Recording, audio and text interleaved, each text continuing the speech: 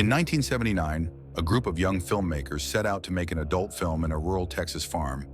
But when their reclusive, elderly hosts catch them in the act, the crew find themselves fighting for their lives. Set in 1979, adult movie actors and a small film crew arrive to a farmhouse occupied by an elderly couple in the desolate Texas countryside to film an adult movie. As the day shifts to night, the visitors slowly realize that they are not safe and are being targeted by a nearby enemy. Texas, 1979. Determined to trailblaze a new type of cinema and reinvent the adult film genre, Wayne, a burlesque club owner and producer, handpicks a group of young filmmakers to shoot The Farmer's Daughters, his ambitious project. After all, Wayne is confident that his uninhibited girlfriend Maxine will soon make them all famous. So brimming with hope and excitement, the team arrives at the carefully selected location and gets to work. However, as visionary director RJ starts shooting steamy sequences right under the nose of creepy owners Howard and Pearl, 2022, a silent undercurrent of unease can only mean one thing. Something is off with their white-haired hosts, but now there is no turning back. Fame waits for no one. Will the crew make it through the night's nasty surprises? Rural Texas, 1979 Sheriff Dentler, James Galen, arrives at the scene of a horrific crime. There is a corpse covered up in the front of the house and blood splattered all over the front porch.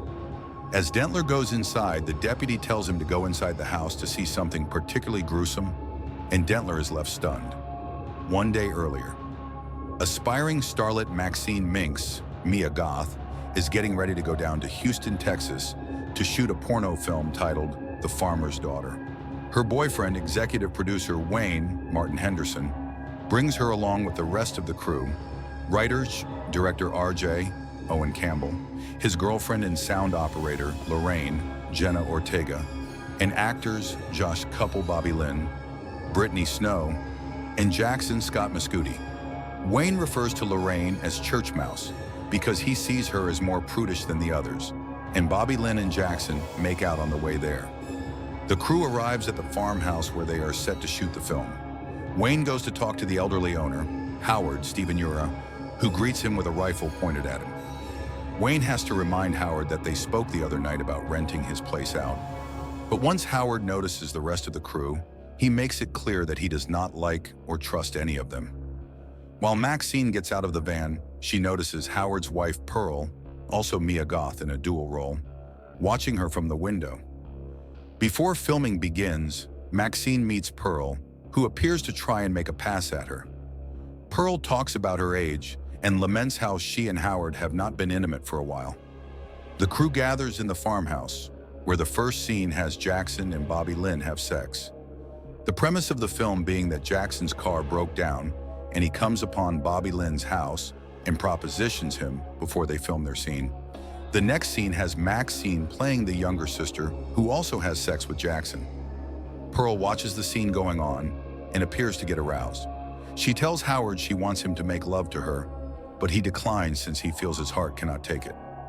That night, Lorraine tells RJ she wants a part in the movie, but he refuses. The others agree to allow Lorraine to have a part, as she wants to actually be part of the film and not just recording sound. The scene goes along, but RJ goes to take a shower where he cries over it.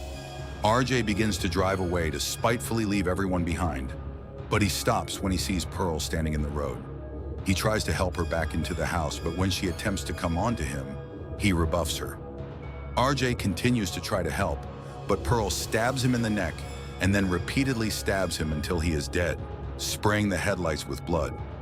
Meanwhile, Wayne goes to look for RJ in the farmhouse and ends up stepping on a nail while barefoot.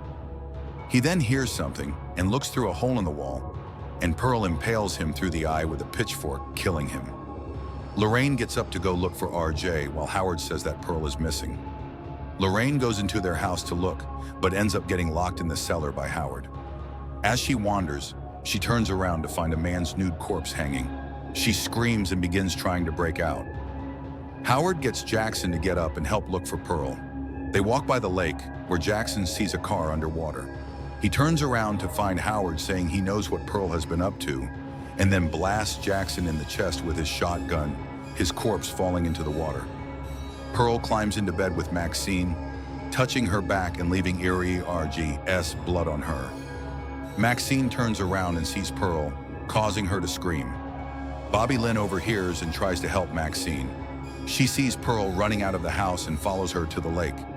Bobby Lynn tries to help Pearl back into the house, but Pearl calls her a whore and then pushes her into the lake, where she is eaten by an alligator. Lorraine gets an axe and tries to break through the door to escape, but she is caught by Howard, who slams her fingers with his own axe and severs one of them. Maxine hides in the couple's room under their bed when they come in. They talk about the murders, and Howard finally obliges Pearl and has sex with her. Maxine sneaks out and tries to go to the van, only to find the keys missing, but she sees RJ's corpse. She grabs Wayne's gun from the glove compartment. Maxine runs to the cellar to free Lorraine. While she tries to get them out, Lorraine blames Maxine for everything that has happened. Lorraine begins to run out of the house, only to get shot in the face by Howard. As he tries to drag her body inside, Lorraine lets out a dying cough, which startles Howard and causes him to suffer a fatal heart attack. Maxine gets the van keys and aims her gun at Pearl as the TV plays a video of a preacher, with Maxine saying, "I will have the life I deserve," just as the preacher does. Unfortunately, Maxine finds that the gun is unloaded.